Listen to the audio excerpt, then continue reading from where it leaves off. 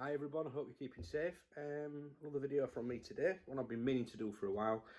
It's about clothing. Firstly, just thank you for all the wonderful comments that I've been receiving. Ignore me cat in the background, that's Kiya the Siamese. Stella. Yeah, talk a lot. Yeah, so clothing. This is something where, the whole point of this channel is trying to, save you some money, give you some practical help and advice. And clearly I'm doing the job because of some of the comments I make. And I'm really, overwhelmed with, how many people are saying thank you. And I always try and reply back as well. So, clothing, you can spend a fortune. I have seen people casually camping, probably first timers with £200–300 mountain jackets on. Waste of money, you don't need them. So I'm going to give you some tips today to do it cheap, but do it safely because clothing is incredibly important. Two purposes clothing need: keep you warm and keep you dry. Simple as that. So we'll start with boots. Now, the only time you would maybe spend a little bit of money is boots. These are my, filthy, I can clean them. These are my trusty High-Techs. A really nice boot, a nice flexible sort of suede type, but completely water resistant. This has got the eye shield technology in it, which keeps your feet dry. I paid about £60 for these. You can get a decent pair for £50–60. Do not go into the £100–150 market unless you're going to need it. Like I always say, decide what you're going to do. Don't buy something that you're not going to use. A lot of people buy the best kit because they think, if I don't buy that, then there's going to be a problem. There's not going to be a problem. Okay? And if you're that concerned, buy the stuff I say today. Go outside in the dark where it's raining and cold and see how it feels. Test it before you go out. And certainly with your boots, the whole point of getting a good boot is comfort, okay? So I'm sure you all do, but make sure you try it on, okay? Make sure they feel right. Make sure they're not too tight. Always try them on with a thick pair of socks on. I'm going to give you a tip on socks in a minute.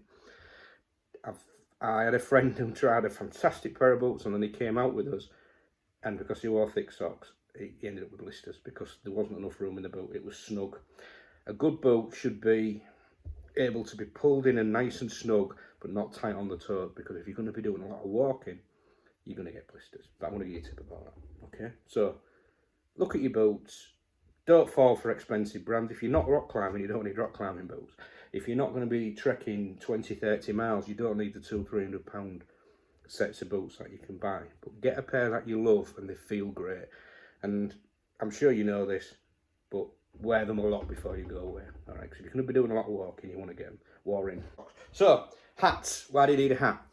Well, not for obvious reasons, because if you've got a hood, you don't need a hat. The reason you need a hat is to keep you warm at night time. I have known people not have a good bit of headwear for the night time, end up with a freezing head, particularly if you've got an hairstyle like mine, a lockdown haircut. So get yourself a nice woolly hat. Again, you can get the thin shillet ones. I don't think they're completely necessary, because a good woolly hat will keep your head warm, and even if you're just wearing it for night time, but again, they're not particularly expensive. I've got one of these, I've used it forever. I've got two actually. I've got a green one somewhere in the bag. I always recommend you get the longer ones that you can pull down, so you can pull them right over your eyes if you get cold and around your ears, not these sewn in beanie type ones. Get one that you can pull down. Again, I'll demonstrate it. Why not? So obviously you can wear it like that, and then on a night time you can get yourself nice and warm. So if you've got your bag here, you're keeping your head warm, heat escapes out your head, so they say. You keep your head warm, you're going to have a nice snuggy night. So, good idea. But get a long one, okay? Number two. Okay. So, before we get to the outside, we're going to get to the inside.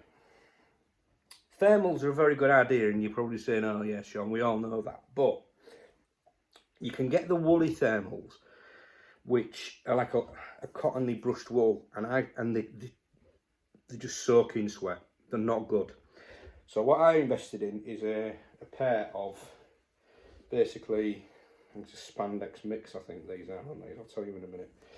So basically, I've got a top, which is fully length, okay, and a pair of bottoms, all right? Not going to win any fashion awards or look particularly attractive. They're a polyester and spandex mix. The good thing with these, it's like the running shirts you can buy. They're breathable, okay? So they keep you warm, but they also breathe. The cotton ones can, as I say, get very damp. As soon as they're damp, your insulation is gone, Okay, the reason I like these is that, you know, if you've got back to site and it's a bit warm, you can just keep this on. It's going to keep you, you know, keep you dry, keep you warm. Also, a good thing is to get soaking. They dry really fast as well. They dry real quickly. So I don't sleep in my full clothes on a night. I just wear my thermals, and generally that keeps me pretty warm. And if I have to, I can just pop a t-shirt on. So these you can probably buy a set for about £15–20. If you just search for breathable undergarments, things like that, you'll get it. But try and get the breathable ones, the same sort of material that's used in running vests and things like that, because then you don't get soaked through, and I've learnt the lesson on that one. So, long sleeves as well, and a full set of long johns, and they'll keep you nice and warm. So what are you going to put on top of these? Well, put whatever you want on. Pair of jeans. But Sean, you're going to get wet in a pair of jeans. Aha. This is my top tip. So, as well as your overs, these I have always had, I swear by them, always have them when I go out, really useful. So what you got is a pair of waterproof over trousers, okay?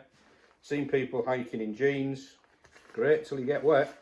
These will keep you dry, they get filthy, sling them in the washer, they dry fast if they get wet, and the cheapest chips. I think I got these for about £5. I think it was from an army store, I can't remember. But basically, get a nice pair of baggy ones. Don't get tight ones, get them nice and baggy so they can go over your jeans.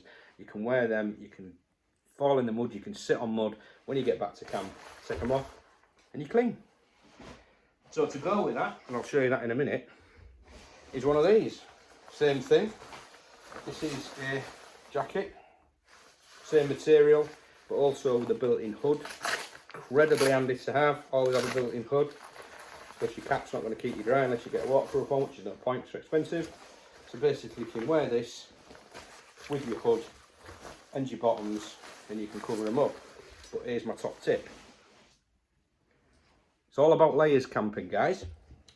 So generally what I have is, I have my thermals on if it's particularly cold, and I'll have a t-shirt on, pair of jeans, my trousers over that, and then if it's really cold, I have a military fleece. You can buy these military fleeces for about £12–13, up to £20 worth of buy. So what you can do is, if it's really cold, you can put your fleece on, then your waterproof on top of it, or take that off, put your waterproof on, or if it's red hot, if it's red hot, you can just have your t-shirt on. So you can layer yourself. So you don't need to buy a £200 jacket with an inner fleece you can unzip. What's the point in that? Buy a fleece, nice warm fleece, nice, always get baggy as well, so it's nice and baggy, keeps the air trapped. Okay, it's got a nice few pockets in this one, and then you can put that over it, with your hood over it, and obviously your bottoms on. And then you can adapt, and you can just put it in your kit. If it's too hot, you can take your fleece off. If you've got a jacket that's all in one, which is good for -10, and you're not going near -10, you're going to get hot and sweaty, and you're going to get miserable, and the sweat's going to make you damp inside, and it's going to be unpleasant. So my tip is to get some layers. Here's tip number 2. Now, you can buy these already made. These are double socks, dual layer. So the whole point of these is that you've got a layer of sock inside, so it avoids getting blisters. I'll be honest with you, I'm going to confess I didn't even know these existed until about a year ago. Didn't even know, because I always just wore up 2 pair of socks. An old friend told me, get some shiny socks inside and a big thick pair of woolly socks on top. So I knew the tip about not getting blisters, but I didn't know you could buy them. So a lot of people are going to say, how could you possibly not know? Because I'd never really thought about it. I just done it myself. So you can do it yourself. Make sure you've got a shiny pair on the bottom and the woolly pair on top, so that, you know, just do the test to make sure they don't rub together, and that'll avoid you getting blisters. But, you know, for 10 or 12 quid, you can buy yourself an all-in-one. I've got 2 pairs of these, and actually they're dead comfy as well, nice and warm and dead comfy. But remember, wear your socks when you're trying your boots on. So guys, I hope that's helped. That's to give you a few ideas. Thank you very much. Not going to say like and subscribe, don't go down that road. But keep well and take care, and speak to you soon.